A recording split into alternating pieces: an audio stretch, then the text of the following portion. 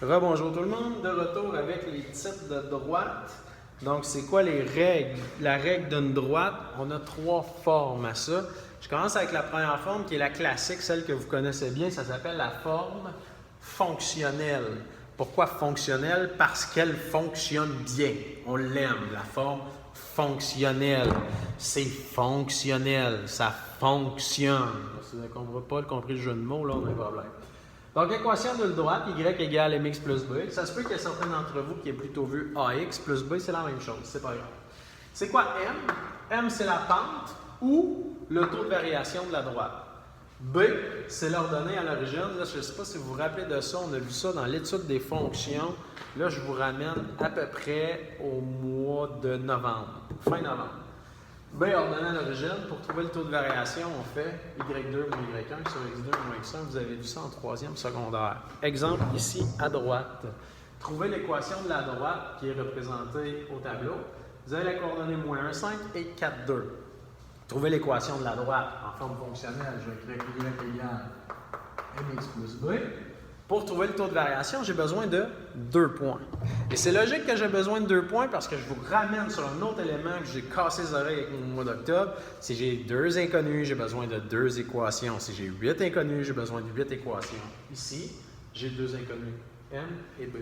J'ai besoin de créer 2 équations. Si vous préférez, j'ai besoin de 2 points pour trouver ma réponse. C'est les deux coordonnées que j'ai là. M, y2 moins y1 sur x2 moins x1. Ouais, mais Julien, ça a-tu de l'importance le point 1 puis le point 2? Non. La seule place où ça a de l'importance, c'est dans le... Et là, je devrais tous vous entendre crier. Dans le point de partage. Sinon, c'est pas grave.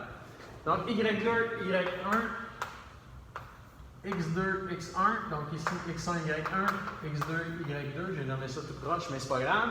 y2 moins y1, je vais faire 2 moins 5. Sur 4 moins 1.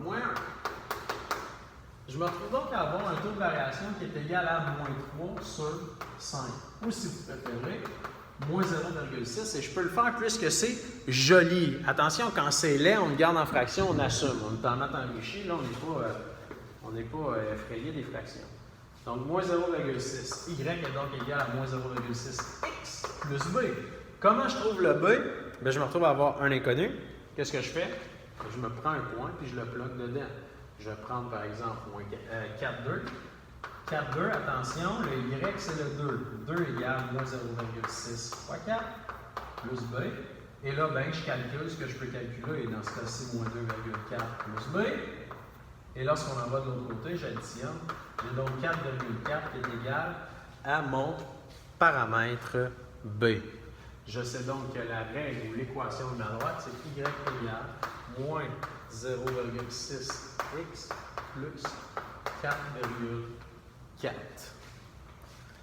Je rappelle que 4,4, c'est l'ordonnée à l'origine. L'ordonnée à l'origine, c'est l'endroit où on croise l'axe des y. Ce serait donc ici. Attention, on pourrait aussi vous demander, trouve l'abscisse à l'origine. Trouve l'abscisse à l'origine.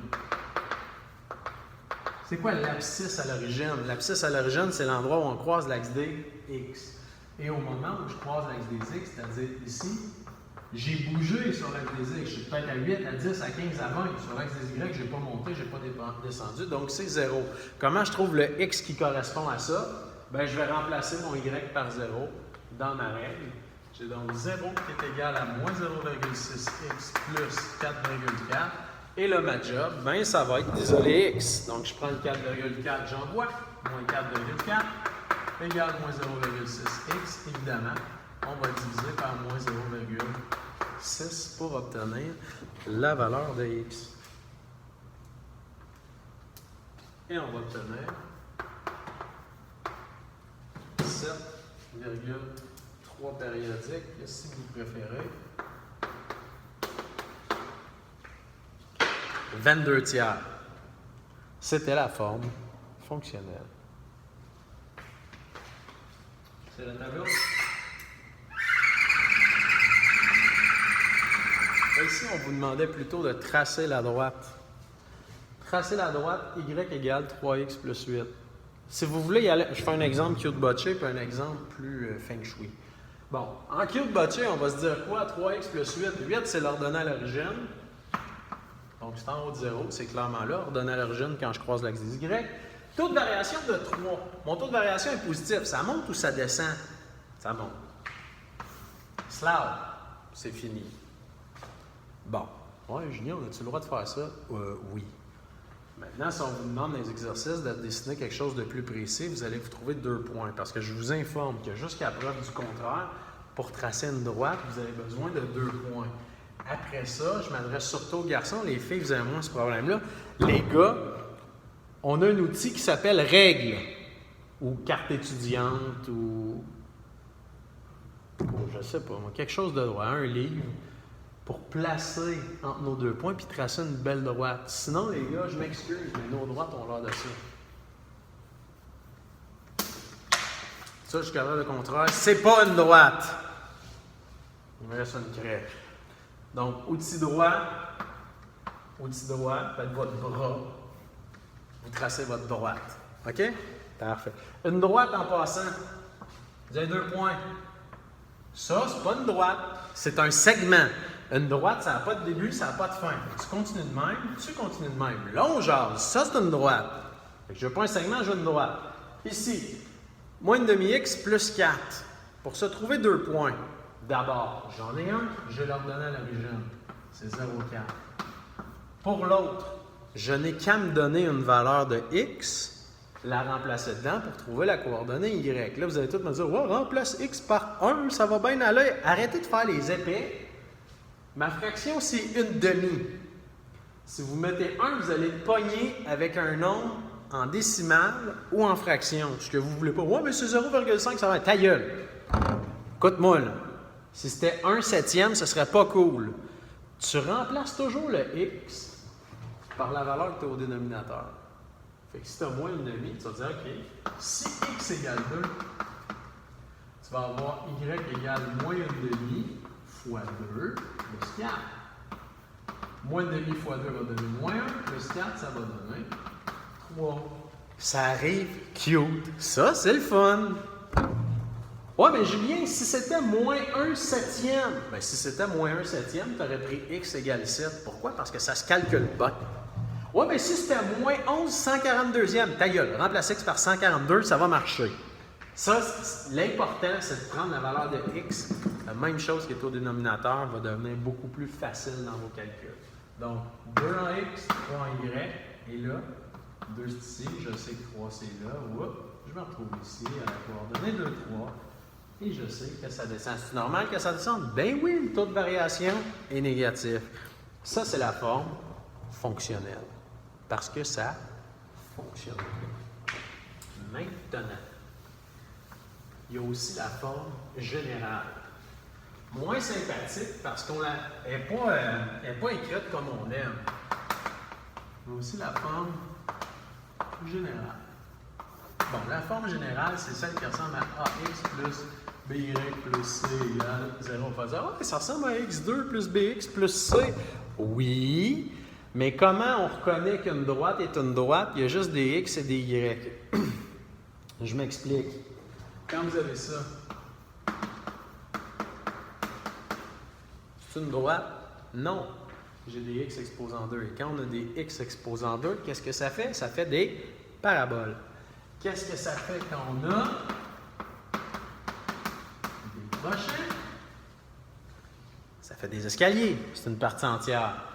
Donc, parabole, escalier, quand il y a juste x et y, c'est une droite. Peu importe comment elle est écrite, x et y, c'est une droite. Bon, ici, exemple, j'ai 2x plus 8y moins 5 égale 0. On s'entendra pour dire que ça, c'est une droite, il y a juste des x et des y. C'est-tu joli? Pas pantoute. Je veux trouver 3 choses. Bien, je veux faire 3 choses. 1, tracer le graphique. 2, trouver l'abscisse à l'origine. 3, trouver l'ordonnée à l'origine. Bon. Si vous n'êtes pas à l'aise avec ça, tout ce que vous avez à faire, c'est la remettre en forme fonctionnelle. C'est quoi la forme fonctionnelle? C'est y égale quelque chose. Bien, si y égale quelque chose, j'ai juste à isoler y là-dedans. Si je veux isoler y, qu'est-ce que je fais? J'envoie le 2x de l'autre côté, je fais moins 2x. J'envoie le moins 5 de l'autre côté, je fais plus 5. Là, j'espère que vous me suivez jusque-là. Tout ce que je fais, c'est envoyer ce qui n'a pas rapport de l'autre côté. Je veux pas 8y, je veux y. Qu'est-ce que je fais? Je divise par 8. Je divise le moins 2, le 5 ou les deux? Nécessairement, on divise les deux. Et on va se retrouver avec y égale moins 0,25 x plus 5 huitièmes, c'est 0,625. Voilà. 0,625. Je vais faire le graphique. Parfait. Le graphique, c'est quoi? On sait que la valeur ici, c'est toujours l'ordonnée à l'origine. Donc 0, 0,625. Et je sais que ma droite s'en va en descendant à cause du taux de variation négatif. Je vais demander trois choses. L'ordonnée à l'origine, trouver. L'abscisse à l'origine, puis le graphique. Le graphique est trouvé. L'abscisse à l'origine, c'est quoi? Quand je croise l'axe des x, je sais que mon y vaut 0. Et lorsque le y vaut 0, que vaut le x? Et là, votre réflexe premier sera probablement d'aller remplacer le y ici par 0. Ce qui n'est pas une mauvaise idée, mais ce qui n'est pas la meilleure idée non plus. Je vais le faire des deux façons. Je veux isoler x. Je vais faire moins 0,625.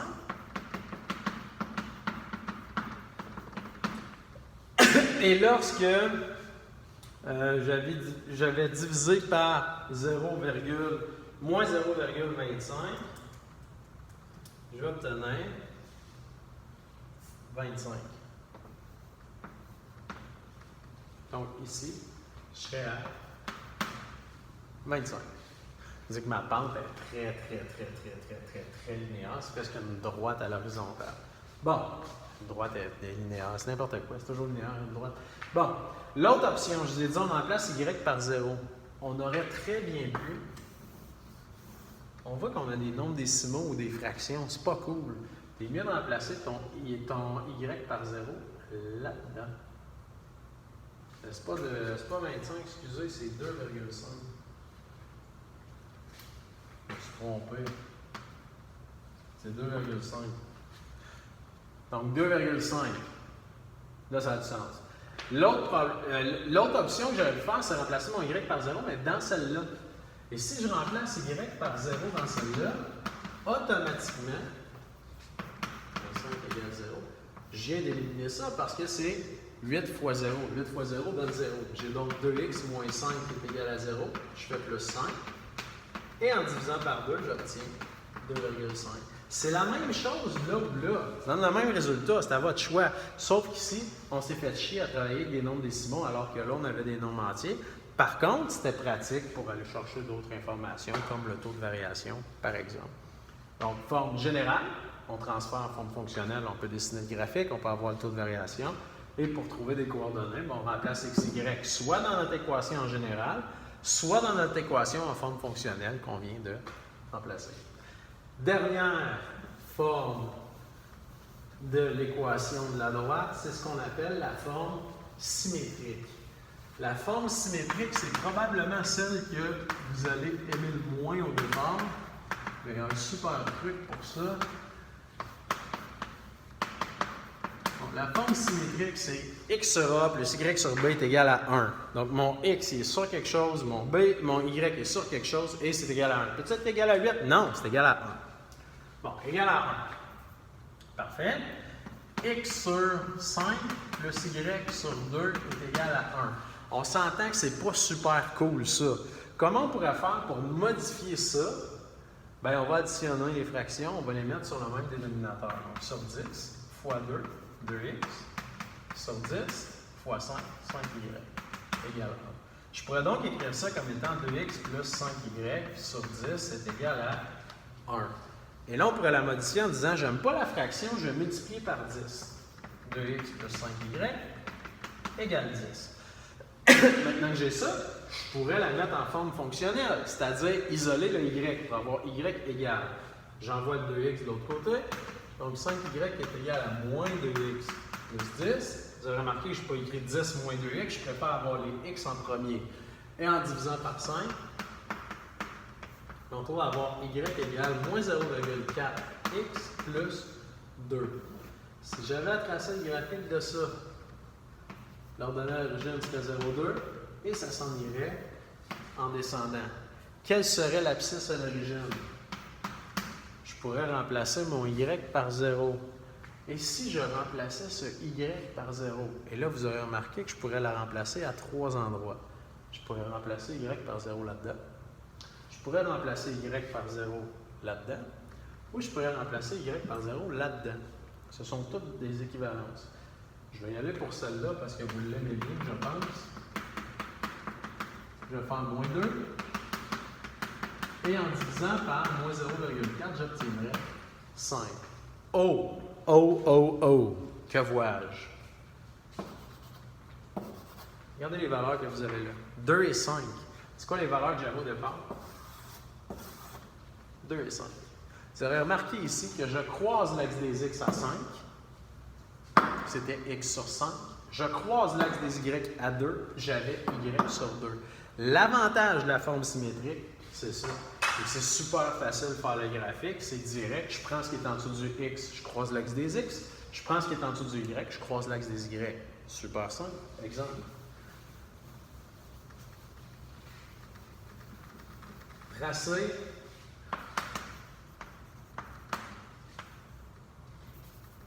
x sur moins 3 plus y sur 7 égale à 1. Forme symétrique. J'ai quelque chose en dessous du x, quelque chose en dessous du y, je suis égal à 1.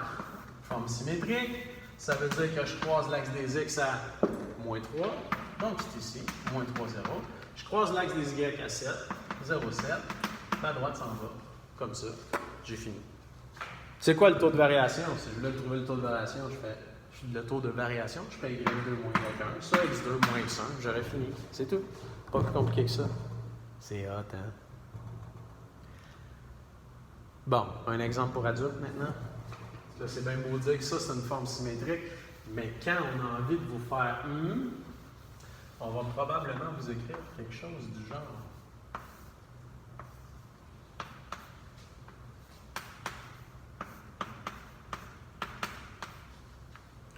Et ça, c'est moins agréable.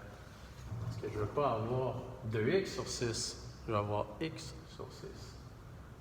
Petit truc. D'abord, 2x sur 6, c'est comme 1x sur 3. Fraction réduite, 2 sixièmes, c'est comme un tiers. Bon, ça, je pense que tout le monde le voit. Je vais le mettre ici. Je vous ferai remarquer que c'est comme aussi écrire x sur... Le 6, il était déjà en dessous. Mais au lieu de mettre le 2 ici, je pourrais écrire 6 sur 2, 6 demi. Pourquoi? Parce que quand je divise deux fractions,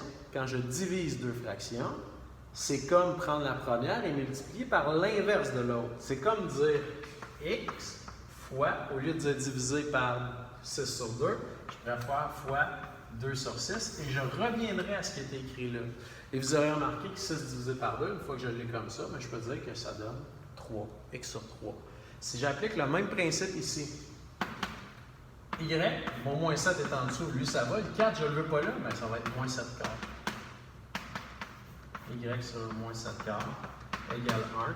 J'ai à faire la graphique de ça, parfait, je vais le faire. Ça veut dire que je croise l'axe des x à 3, 3, 0. Je croise l'axe des y à moins 7 quart. Voici ma droite et j'ai terminé. Pas plus compliqué que ça. Pas si pire. J'augmente le niveau de difficulté encore. On upgrade. On va faire quelque chose de plus chiant encore. Je prends 5x sur moins 9 plus y sur 2 égale 3. Oh shit! C'est pas égal à 1. Ouais, si c'est pas égal à 1, la première chose qu'on gère, c'est qu'on veut que ce soit égal à 1. Comment je fais pour que ce soit égal à 1? Je peux pas dire, hey, je vais faire moins 3. Ben non, il ne restera plus rien. C'est pas ça qu'on veut. Êtes-vous d'accord que si on prend 3 et qu'on divise par 3, ça va donner 1 de ce côté-là? Ça marche. Mais si je divise par 3 du côté droit, il faut que je divise par 3 du côté gauche. Et lorsque je divise, mettons, je vous dis, prenez 2, divisez-le par 7. Quand vous dites diviser par 7, vous allez mettre le 7 en dessous du 2. Quand on divise, on le met en dessous. Donc, ici, je dois diviser par 3 ici et là. 5x sur moins 9. Si je divise par 3, je le mets en haut ou je le mets en bas? Ben, je le mets en bas. Divise par 3. Ouais, mais pourquoi tu mets un foie en bas? Parce que quand ils se ramassent en bas, les deux sont dans le sous-sol. C'est un monsieur puis une madame. Il y a de l'amour. Au sous-sol, il y a de l'amour. On fait des foies. On a divisé, on l'a déjà envoyé dans le sous-sol. Laissez une chance de vivre, calvaire. Plus Y sur 2. Je voulais diviser par 3. Si je divise par 3, en haut ou en bas? En bas, il s'en vient ici. Je me retrouve donc à 5x sur moins 27, plus y sur 6 qui est égal à 1. Et là, comme ça, je viens de me débarrasser du 3 et je suis rendu avec 1. Donc, j'ai la moitié du chemin de fait. Maintenant, je veux juste x sur quelque chose puis y sur quelque chose. Ici, x sur moins 27, ça va. Le 5 qui est en haut, je ne l'aime pas. Donc, moins 27, cinquième. Et y sur 6 égale 1. Je veux faire le graphique de ça. À l'axe des x, moins 27, cinquième. Axe des y, je croise à 6. Ma droite, ça ressemble à ça. Bonne fin de journée, mesdames, messieurs.